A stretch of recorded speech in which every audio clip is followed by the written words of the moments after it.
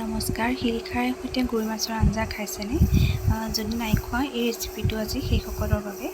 আৰু তাৰ বাবে শিলিখাখিনি এনেকৈ মই কাটি ল'লোঁ আৰু তাৰপাছত মই এটা মিক্সাৰ গ্ৰাইণ্ডাৰত অকণমান পানী দি পেলাই শিলিখাখিনি গ্ৰাইণ্ড কৰি ল'ম।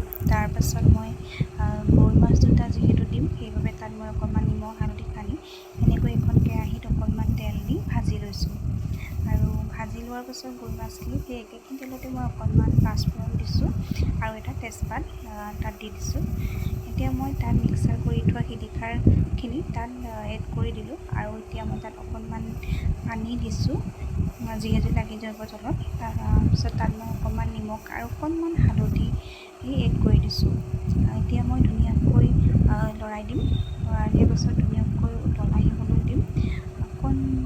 এটা আলু বইল কৰি ৰাখিছিলোঁ আৰু আলু বইল কৰিছিলোঁ যিহেতু তাত মই আলুটো এনেদৰে ভাঙি দিলোঁ আৰু ভাঙি দিয়াৰ পাছত তাত মই অকণমান পানী এড কৰিছোঁ আৰু পানীখিনি এড কৰি মই ধুনীয়াকৈ লৰাই দিম।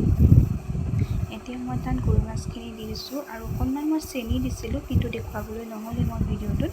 আৰু ভিডিঅ'টো ভাল লাগিলে লাইক কমেণ্ট কৰিব আৰু প্লিজ ছাবস্ক্ৰাইব কৰি দিব চেনেলটো।